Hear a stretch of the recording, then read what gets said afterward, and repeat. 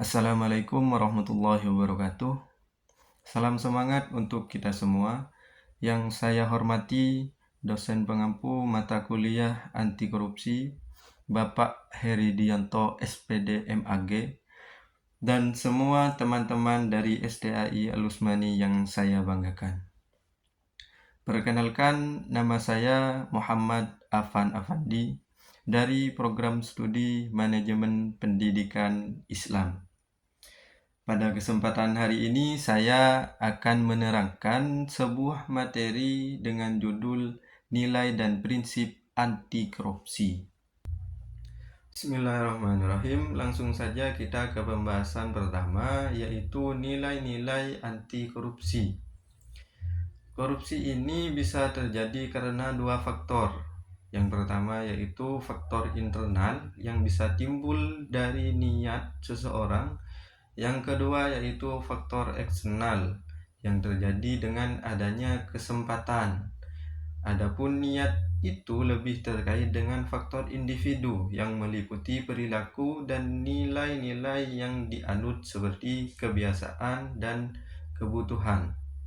Sedangkan kesempatan itu terkait dengan sistem yang berlaku. Nilai-nilai anti korupsi dikelompokkan menjadi 3, yaitu nilai inti, nilai sikap, dan nilai perilaku. Adapun nilai inti meliputi kejujuran, kedisiplinan, dan pertanggungjawaban. Nilai sikap meliputi keadilan, keberanian, dan kepedulian. Dan nilai etos kerja itu meliputi kerja keras, sederhana, dan kemandirian. Adapun nilai inti yang pertama yaitu jujur. Kejujuran sendiri merupakan segala perbuatan seseorang yang dilakukan dengan lurus hati, biarpun tidak ada yang melihat perbuatannya. Tidak memiliki niatan untuk berbohong dan berbuat curang kepada siapapun, kapanpun, dimanapun, dan melakukan segala sesuatu perbuatan dengan ketulusan hati. Adapun kejujuran adalah nilai hidup yang bersifat universal, bukan hanya jujur pada berbicara, akan tetapi jujur dalam segala hal baik yang terlihat maupun tidak, baik menguntungkan maupun merugikan. Karena jujur itu harus dimiliki setiap diri seseorang. Karena agama Islam mengajarkan untuk bersikap jujur dalam keadaan apapun. Yang kedua yaitu disiplin. Disiplin merupakan kunci sukses, sebab dalam disiplin akan tumbuh sifat yang teguh dalam memegang prinsip, pantang mundur, dan menyatakan kebenaran. Pada akhirnya mau berkorban untuk kepentingan bangsa dan negara. Yang ketiga yaitu tanggung jawab. Tanggung jawab berarti bahwa orang tidak boleh mengelak bila diminta penjelasan tentang perbuatannya. Bertanggung jawab berarti suatu sikap terhadap tugas yang membebani kita, di mana kita merasa terikat untuk menyelesaikannya demi tugas itu sendiri. Adapun nilai sikap yang pertama yaitu adil. Berdasarkan arti katanya, adil adalah sama berat, tidak berat sebelah, dan tidak memihak. Dalam kehidupan sehari-hari, pemikiran-pemikiran sebagai dasar pertimbangan untuk menghasilkan keputusan akan terus berkembang seiring dengan pengalaman dan pengetahuan yang dimiliki seseorang. Dengan demikian diharapkan dapat semakin bijaksana dalam mengambil keputusan dalam suatu permasalahan. Yang kedua yaitu berani. Berani merupakan rasa percaya diri yang besar dalam menghadapi ancaman atau hal-hal yang dianggap sebagai bahaya dan kesulitan. Seseorang yang memiliki karakter yang kuat akan memiliki keberanian termasuk berani mengakui kesalahan, berani bertanggung jawab, dan berani menolak kejahatan. Ia tidak akan menoleransi adanya penyimpangan dan berani menyatakan penyangkalan secara tegas. Dan yang ketiga yaitu peduli. Peduli merupakan sikap dan tindakan memperhatikan dan menghiraukan orang lain yang membutuhkan dalam lingkungan sekitar. Kepedulian sosial kepada sesama menjadikan seseorang memiliki sifat kasih sayang. Individu yang memiliki jiwa sosial tinggi akan memperhatikan lingkungan sekitarnya, di mana masih banyak terdapat orang yang tidak mampu, menderita, dan membutuhkan uluran tangan. Dan yang terakhir yaitu nilai etos kerja. Yang pertama yaitu kerja keras. Bekerja keras didasari dengan adanya kemauan. Kata kemauan menimbulkan asosiasi dengan ketekatan, ketekunan, keteguhan, tenaga, kekuatan, dan pantang mundur. Bekerja keras adalah hal yang penting guna mencapai hasil yang sesuai dengan target. Yang kedua yaitu sederhana. Dengan menerapkan prinsip hidup sederhana, kita bisa memprioritaskan kebutuhan di atas keinginan, sehingga dapat membiasakan untuk hidup tidak boros. Dan yang ketiga yaitu kemandirian. Kondisi mandiri dapat diartikan sebagai proses mendewasakan diri, yaitu dengan tidak bergantung pada orang lain untuk mengerjakan tugas dan tanggung jawabnya. Dengan karakter mandiri tersebut, kita dituntut untuk mengerjakan semua tanggung jawab dengan usaha sendiri, bukan dengan usaha orang lain. Poin yang kedua yaitu prinsip-prinsip anti korupsi. Setelah memahami nilai-nilai anti korupsi yang penting untuk mencegah faktor internal terjadinya korupsi, selanjutnya yaitu prinsip-prinsip anti korupsi. Nilai-nilai anti korupsi itu perlu diterapkan oleh setiap individu untuk dapat mengatasi faktor eksternal agar korupsi itu tidak terjadi.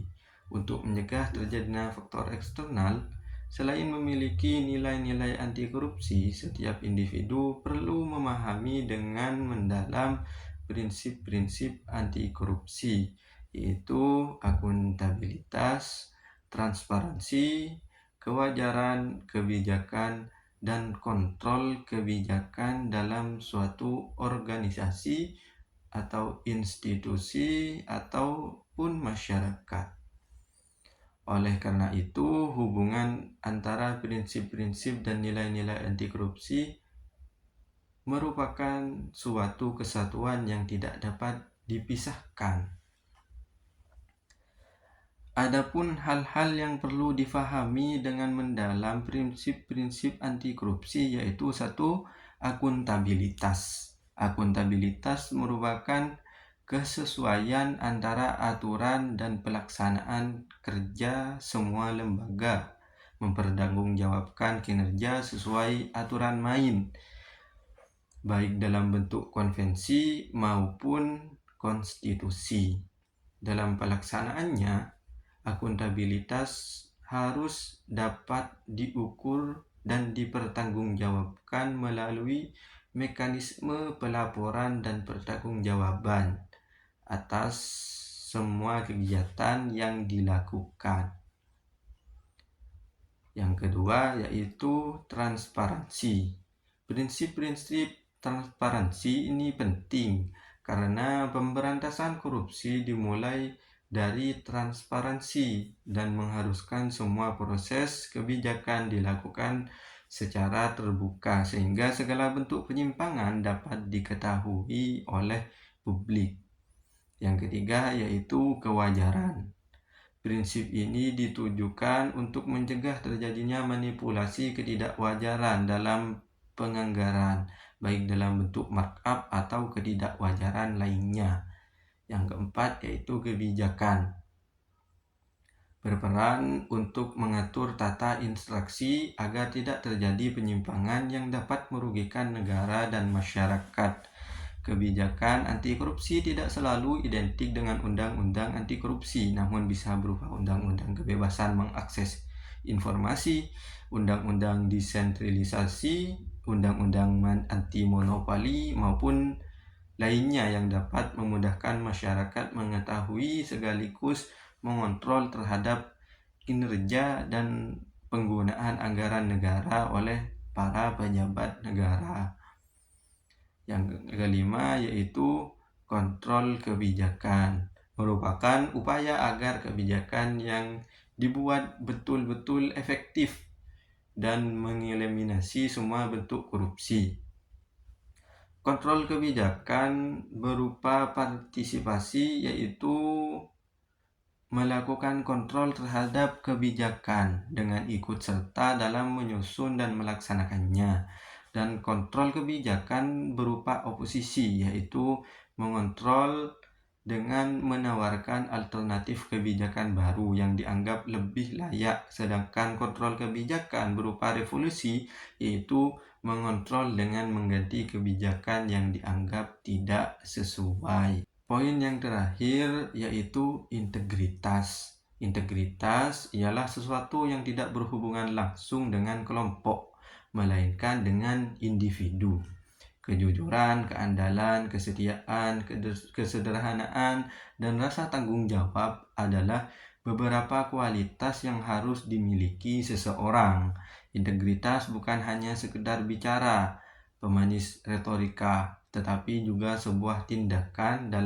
Dalam Kamus Bahasa Indonesia, kata integritas mengandung pengertian yang mutu, sifat atau keadaan yang menunjukkan kesatuan yang utuh sehingga memiliki potensi dan kemampuan yang memancarkan kewibawaan dan kejujuran. Seseorang dikatakan mempunyai integritas apabila tindakannya sesuai dengan nilai keyakinan dan prinsip yang dipegangnya. Mudahnya, seorang yang berintegritas ditandai dengan kata dan perbuatannya, bukan seorang yang kata-katanya tidak dapat dipegang. Orang yang memiliki integritas dicirikan dengan kualitas diri dan kualitas interaksi dengan orang lain, seperti mematuhi peraturan dan etika organisasi, jujur, memegang teguh komitmen dan prinsip-prinsip yang diyakini benar, tanggung jawab, konsisten antara ucapan dan tindakan, kerja keras, dan anti korupsi. Dapat dikatakan bahwa pendidikan individu tidak memberikan jaminan akan terhindarnya individu tersebut dari tindak pidana korupsi. Meskipun demikian, dibutuhkan sebuah sikap integritas sebagai landasan dasar untuk menghindari praktik-praktik korupsi. Dalam kajian dan tradisi filsafat moral, integritas dikelompokkan ke dalam kategori nilai yang disebut dengan virtue of integrity. Istilah ini diperkenalkan oleh Aristoteles sebagai sebuah konsep yang kompleks. Aristoteles menyebutkan bahwa dalam kehidupan sosial masyarakat, yang pertama dan terpenting bisa tunduk pada godaan yang mungkin menuntutnya untuk melakukan tindakan yang tidak adil. Meskipun demikian, dalam konsep integritas yang diusung oleh Aristoteles dihadapkan pada beberapa permasalahan yang dapat mengganggu jalannya integritas individu. Godaan-godaan yang ada dalam lingkup institusi dan masyarakat dapat mempengaruhi sikap seseorang untuk melakukan tindak pidana korupsi. Lingkungan sosial seperti keluarga, pendidikan, tempat bekerja juga ikut mendorong pada bagaimana individu tidak melakukan praktek korupsi. Maka dari itu, integritas individu dapat diuji sebagai integritas publik pada saat berhasil memegang teguh sikap untuk menghindari praktik-praktik korupsi. Ketika korupsi dan integritas tidak selaras, maka akan menciptakan tindakan-tindakan yang mengarah pada praktik korupsi. Dapat disimpulkan bahwa pada akhirnya memang pendidikan memainkan kunci penting dalam menumbuhkan sikap atau apa yang disebut dengan Aristoteles sebagai virtue of integrity. Pendidikan yang tinggi terbukti tidak menjamin seorang untuk tidak melakukan kegiatan yang mengarah pada praktik korupsi. Akan tetapi menurut Pearl Bourdieu, kebiasaan seseorang akan mampu membentuk karakter orang tersebut. Maka untuk membentuk sikap atau integritas dari seseorang individu diperlukan sebuah penanaman berulang atau habitus akan konsep integritas. Ketika konsep ini terbentuk, maka dapat dipastikan bahwa individu dapat membentengi diri sendiri dengan sikap integritas untuk tidak mempraktikkan tindak pidana korupsi. Kesadaran mengenai sikap integritas dan budaya yang mengarahkan pada praktik-praktik korupsi adalah sesuatu yang berbahaya, perlu untuk diperluas dan ditegaskan dalam kesadaran individu. Kesimpulannya, nilai-nilai anti korupsi dikelompokkan menjadi 3, yaitu nilai inti, nilai sikap, dan nilai perilaku. Nilai inti meliputi kejujuran, kedisiplinan, dan pertanggungjawaban. Nilai sikap meliputi keadilan, keberanian, dan kepedulian. Nilai etos kerja meliputi kerja keras, kesederhanaan, dan kemandirian. Nilai-nilai anti korupsi itu perlu diterapkan oleh setiap individu untuk dapat mengatasi faktor eksternal agar korupsi tidak terjadi. Untuk mencegah terjadinya faktor eksternal, selain memiliki nilai-nilai anti korupsi, setiap individu perlu memahami dengan mendalam prinsip-prinsip anti korupsi, yaitu akuntabilitas, transparansi, kewajaran, kebijakan, dan kontrol kebijakan dalam suatu organisasi, institusi, ataupun masyarakat. Integritas adalah kualitas moral yang mencerminkan kejujuran, etika, dan perilaku yang benar dalam semua aspek kehidupan. Dalam konteks anti korupsi, integritas adalah satu nilai yang sangat penting untuk mencegah dan mengurangi korupsi. Baik, demikian presentasi saya pada kali ini. Saya Muhammad Afan Afandi mengucapkan terima kasih. Wassalamualaikum warahmatullahi wabarakatuh.